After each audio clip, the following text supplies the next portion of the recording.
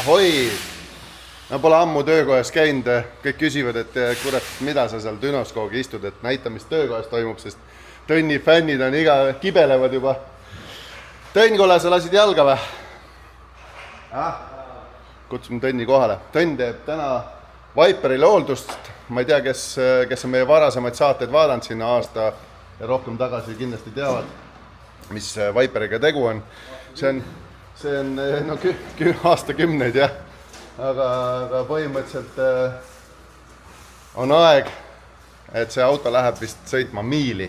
Ma ei tea, kas ta seal võistleb, kas ta kavatseb seal võtta maksimumi, aga fakt on see, et selle nädalal, see on siis paari nädala pärast, igal juhul kavatseb ta minna miili sõitma ja ma mäletan, siin 2023 sai tehtud siis siia aju upgrade, juhtaju upgrade, see sai Nexus R5 peale ja sai tehtud siis talle 900 rattast tavabensiiniga ja 1300 midagi pluss rattast siis etanooliga ja kõik toimub automaatselt, mäppide vahetused ja siis vastavalt FlexFuelile on ka siis boosti targetid ja võimsused, nii et nüüd siis autot pole ammu näinud, aga Tõnn siis vahetab õli, siin oli jahutuse probleem, põhimõtteliselt ma saan aru, et relee vist oli ära sulanud, jahutusventikal.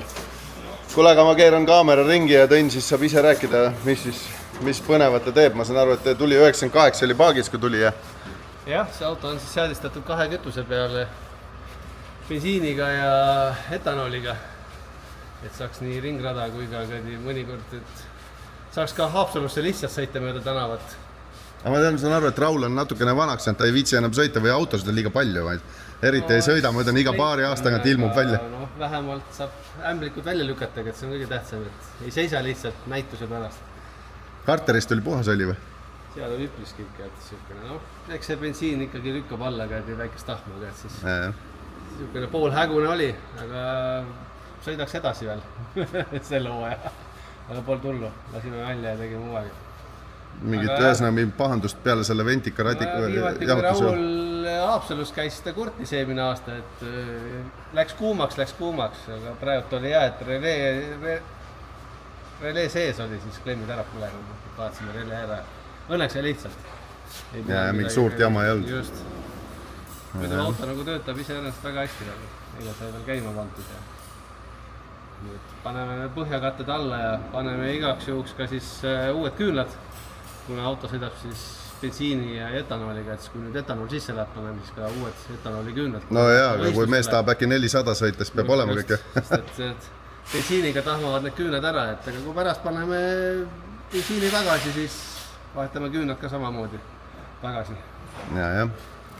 Ühesõnaga, see auto tegelikult on võimeline sõitma ju sellel miilisõidul, see on siis 1,6 kilomeetrit ka üle 400, aga viimased korrad, kui ta on üritanud üsna nagu madalal pöördel sellel gaasi põhja panna, sellel 2000 Newtonit pluss on ju tuli, siis käigukast ei pea vastu, viskab seal, ma ei mäleta, mis käik, see oli 3., 4., 5., mis iganes, hammasrattad puhtaks hammastest ja seepärast tuleb ta ka tegelikult meelitada vaikselt ja siis lõpus alles põhja vajutada. Ja teiseks see, et kui sa tahad ikkagi 300 pluss kilomeetrit tunnis gaasi põhja vajutada, peab olema natuke mune ka ja tegelikult kui sa oled juba sellises väärikas eas nagu autoomanik on, siis ega see nii lihtne ei ole, nii et on omast käest juba, et küll mul on veel paarkümmend aastat aega sinnamaani, aga juba annab tunda.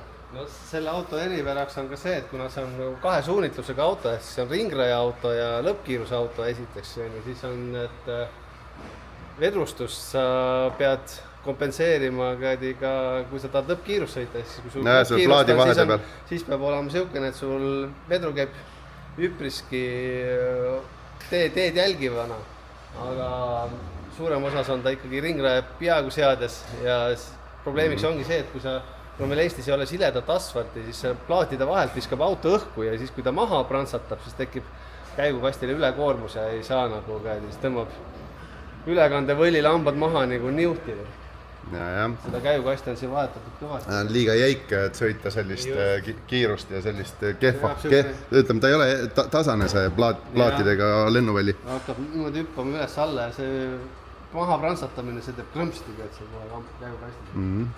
no selge, laseme alla, pärast vaatame, kuidas ta sealt ülevalt paistab ja paneme käima ka.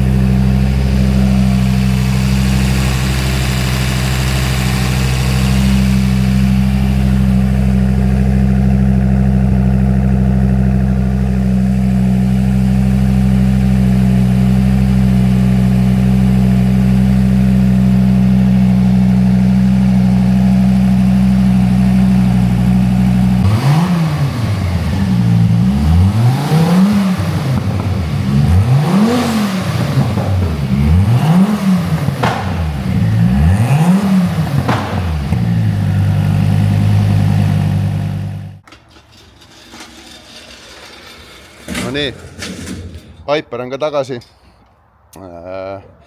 Tegelikult oli plaani, et ta läheb, teeb väikse demosõidu ja niisama seal näitab autot, aga tuli välja, et mees tegi siis ka selle poole miili siis võidusõidu, aga kuna see auto peale Düno, mis siin mõni 3-4 aasta tagasi oli, pole tegelikult ju käinud ja sirgelt sõitnud pikalt, etanoliga, siis me ei teadnud, mis seal logi näitabki, aga nüüd Tõnis võttis logi välja, siis vaatasime, et detonatsiooniandur siis luges tohutult müra ja keeras tal siis selle sõidu, demosõidu ajal süüte hiliseks ära ja rikastas kütuseseguga, nii et see kahjuks läks nii, sest et ühtegi tuunerit ju seal võidusõidu kaasas ei olnud ja me ei teadnudki, et see üldsegi võidusõit tal on, aga oleks tegelikult hea olnud peale seda esimest testisõitu teha see korrektuur, detonatsiooniandur ära kalibreerida selle reaalse müraga või siis taustamüra välja lülitada ja oleks teinud ühe korraliku poole miili purraka seal, aga noh, ma loodan, et isu pole veel läinud ja teeb seda järgmine aasta. Sest tegelikult see, isegi selle hobujõuga, mis seal praegu hetkel alles oli, tegi ta tegelikult 275 või, et seal oli mingisugune 500 hobujõuda vähem, kui oleks pidanud olema. Aga mis seal ikka? Lähme siis tegeleme järgmiste autodega edasi. Olge tublid!